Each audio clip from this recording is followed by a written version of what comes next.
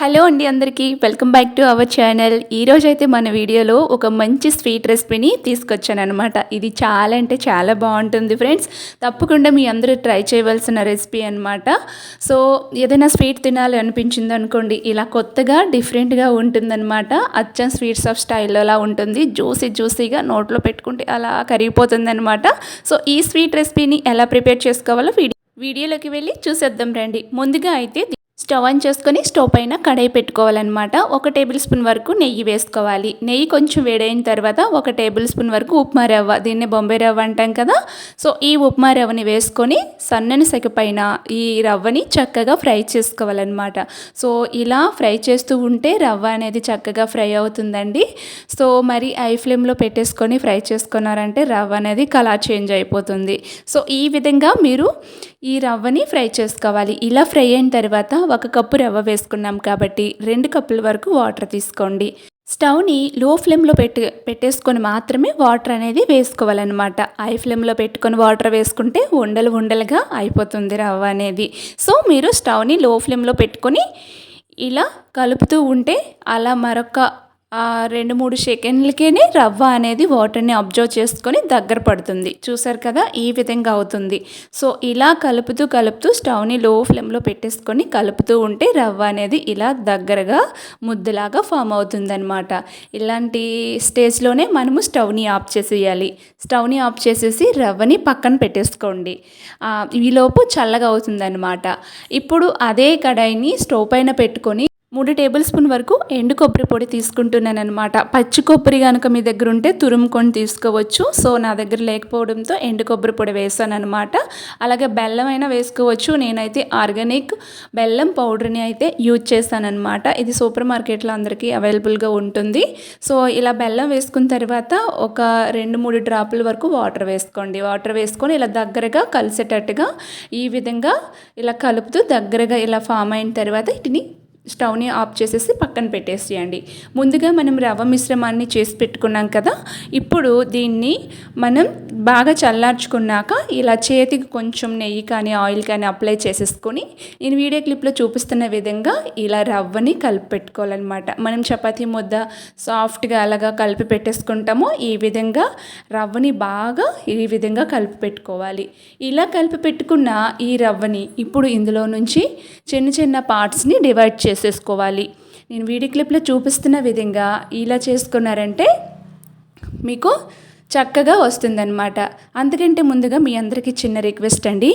మన ఛానల్ని ఇప్పటి వరకు ఎవరైనా సబ్స్క్రైబ్ చేసుకోకపోతే సబ్స్క్రైబ్ చేసుకొని పక్కనే ఉన్న బెల్ బటన్ని క్లిక్ చేసుకోండి. సో ఈ విధంగా ఉండలు చుట్టేసుకొని ఇప్పుడు వెజిటబుల్ కటింగ్ బోర్డు ఉంటుంది కదా, దీనిపైన కానీ ఫ్లోర్ పైన కానీ కొంచెం పిండి వేసుకోండి. పిండి వేసుకొని చపాతీ అంత పలుచుగా కాకుండా కొంచెం మందంగా దీన్ని ఇలా ఒత్తేసుకోవాలన్నమాట. నేను వీడియో క్లిప్లో చూపిస్తున్న విధంగా ఈ విధంగా ఒత్తుకోవాలి.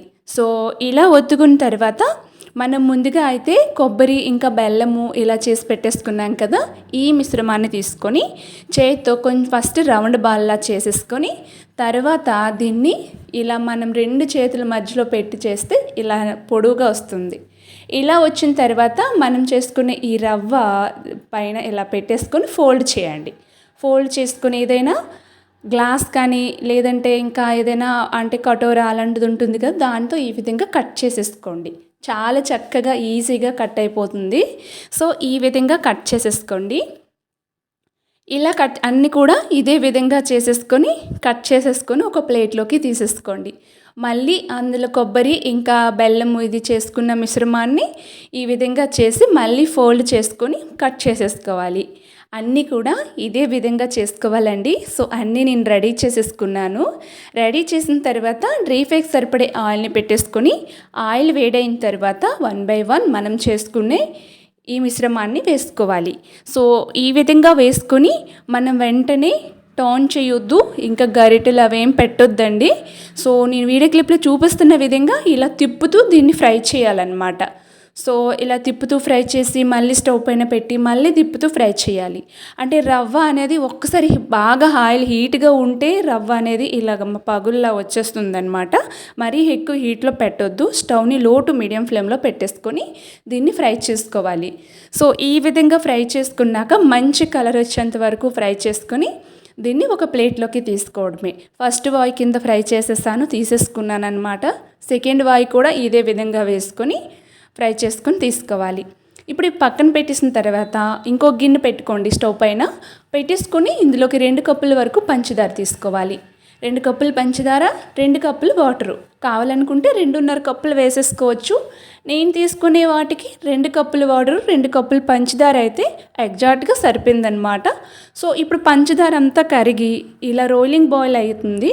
ఇలాంటి స్టేజ్లోనే మనం ఇలాచీలని ఒక 2 వేసుకోండి. ఇలాచీ పౌడర్ ఉంటే ఇలాచీ పౌడర్ అయినా సరే వేసేసుకోవచ్చు. సో ఈ విధంగా వేసిన తర్వాత ఇప్పుడు ఇదేం పెద్దగా పాకం రావాల్సిన అవసరం లేదు. కొంచెం వాటర్ లెవెల్లోకి పంచదార వచ్చేస్తే సరిపోతుంది. మనం ఎక్కడ సాల్ట్ యూజ్ చేయలేదు కాబట్టి కొంచెం స్వీట్లోకి టేస్ట్ కోసం చిటికెడు సాల్ట్ వేస్తే బాగుంటుందని చెప్పేసి కొంచెం సాల్ట్ అయితే యాడ్ చేశాను. ఇప్పుడు మనం తయారు చేసుకున్న ఈ మిశ్రమాన్ని ఈ షుగర్ సిరప్లోకి యాడ్ చేసేయండి. యాడ్ చేసిన తర్వాత స్టవ్ పైన పెట్టి ఒక 1 మినిట్ పాటే దీన్ని ఇలా ఉడికించాలి. 1 మినిట్ తర్వాత స్టవ్ని ఆఫ్ చేసేసుకొని కిందకి దించేసుకోండి. కిందకి దించి మూత పెట్టేసుకొని అలానే ఒక హాఫ్ అన్ అవర్ లేదా ఒక 30 మినిట్స్ పాటు ఉంచేసుకోండి. బాగా చల్లగా అయ్యి ఈ షుగర్ సిరప్ని బాగా అబ్జర్వ్ చేసుకొని చాలా జ్యూసీగా తయారవుతుందన్నమాట ఈ స్వీట్.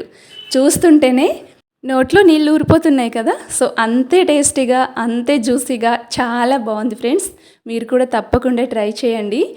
మీకు కూడా తప్పకుండా ఈ స్వీట్ అనేది నచ్చుతుందన్నమాట. సో చూసారు కదా ఎంత జ్యూసీగా ఉండే మరి ఈ స్వీట్ రెసిపీ మీకు నచ్చినట్లయితే తప్పకుండా సబ్స్క్రైబ్ చేసి మీ ఫ్రెండ్స్ అండ్ ఫ్యామిలీస్కి షేర్ చేయండి. అలాగే పక్కనే ఉన్న బెల్ బటన్ని క్లిక్ చేసుకోండి. నోటిఫికేషన్ రూపంలో మీ హోమ్ పేజ్కి నేను ఏ వీడియో పెట్టినా వస్తుంది.